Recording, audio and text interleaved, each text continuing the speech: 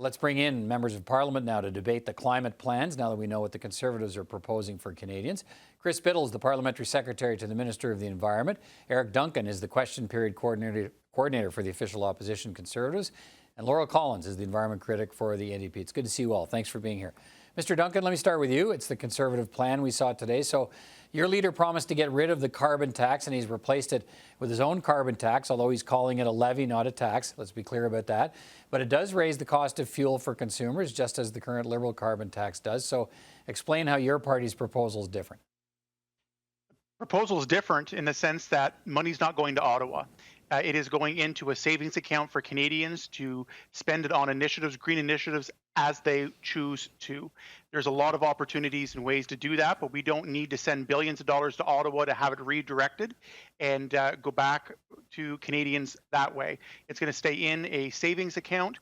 And again, I think it's going to be astronomically more affordable. It's going to help the cost of living. And at the same time, we're going to meet our climate change goals and targets. Okay, let me add, 2030 and 2050. Mr. O'Toole promised that big emitters would carry the freight and not consumers, but consumers are going to continue to face extra costs under your plan. So do you think that's really the promise Mr. O'Toole made to Canadians, and in particular to the supporters who chose him as Conservative leader? I believe so. And look, Peter, large emitters are a big part of that plan. When we talk about carbon capture and sequestering, different topics when it comes to large emitters, they are going to be a key part of addressing climate change. And our plan, 15 pages, it is detailed, it has been reviewed, and to meet those targets and those standards, a huge part of this is going to be those large emitters, and we are working with them, going after reducing their targets. Absolutely, it's a big part of that. Mr. Bittle, any plan has to be. Mr. Bittle, how do you believe this Conservative proposal compares to the Liberal approach to fighting climate change? Well, I don't know that 15 pages on a climate plan is detailed, and after 15 years of inaction on climate, 15 pages isn't going to change anything with the Greenwash Climate Initiative.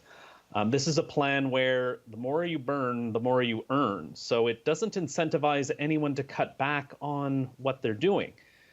Aaron O'Toole's carbon tax will cost more and do less. It's not a real plan. We're glad they're entering this space, but Canadians expect a real plan, and we're still waiting for it from the Conservative Party. Laurel Collins, what's your assessment of the plan unveiled by Mr. O'Toole today? Yeah, a few weeks ago, it wasn't clear whether the Conservatives even, believed that climate change was real. At their convention, the vote was incredibly disappointed. And now this plan, it doesn't actually clear things up for Canadians. It's a deeply unserious plan.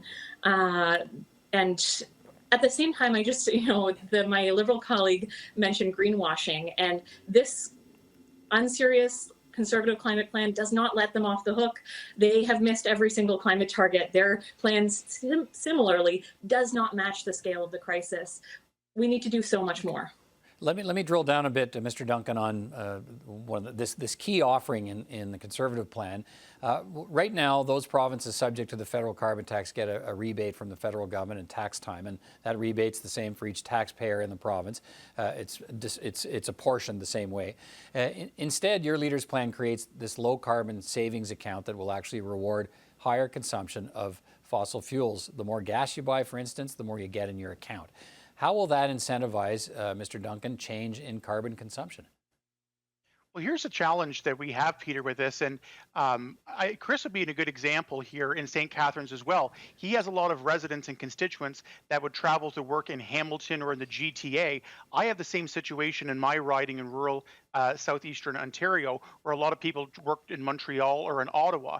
They're not driving kilometers to hurt the environment. They're doing it to go to work. It's a necessity on that. And what we're talking about, when they fuel up, the dollars go into a savings account that can help them towards the purchase of an electric vehicle, purchases of more sustainable and environmentally friendly tools and incentives and technology that's going out there. I just think we get this notion of where they're encouraging to burn more. My constituents don't have a choice. They're living in our community. They're commuting to work. They're taking their kids to soccer and to sports. Living in rural areas, you've got to drive. I can't hop on a subway in South Mountain, population 300, and go in. Mr. Bittle, we talk about having that. It doesn't balance out, Pete. I just want to say the rebate program and the equality aspect of it, it's not equal because different residents that have to drive more kilometers because they live in a rural area or have to drive, they're getting disincentivized. They're not ahead. Okay, Mr. Bittle, let me hear you on this. Well, there is an incentive. And so if everyone's getting the same amount, it encourages people to choose greener options, whether that be a different type of vehicle or in my part of the world, as Mr. Duncan mentioned, getting on the GO train, taking a bus, getting a transit pass, and pocketing those savings. Our plan and what Canadians expect from a real climate plan is that it incentivizes a change in behavior.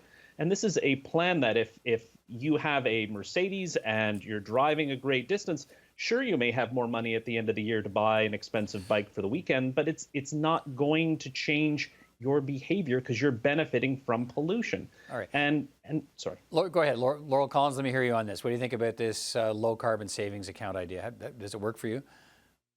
Canadians do not want some kind of climate miles card or a points program with an approved list of prizes. What they want is a government who actually takes the climate crisis seriously. They want climate action.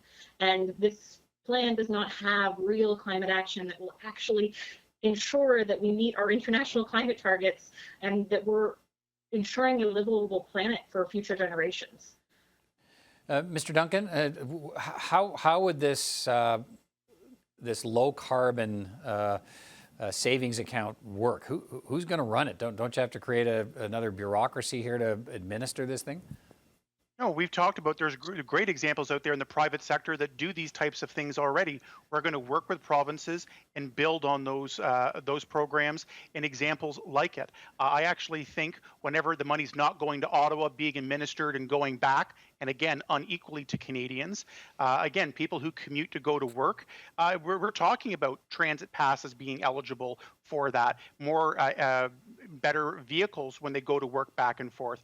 But having a vehicle in Canada needing to drive is a necessity. They're not trying or deliberately doing it to pollute. But you're hoping the effect happens here is that, okay, if you've got enough money in your low carbon savings account, and the Conservatives are going to tell you where you have to spend it. You have to spend it on greener things.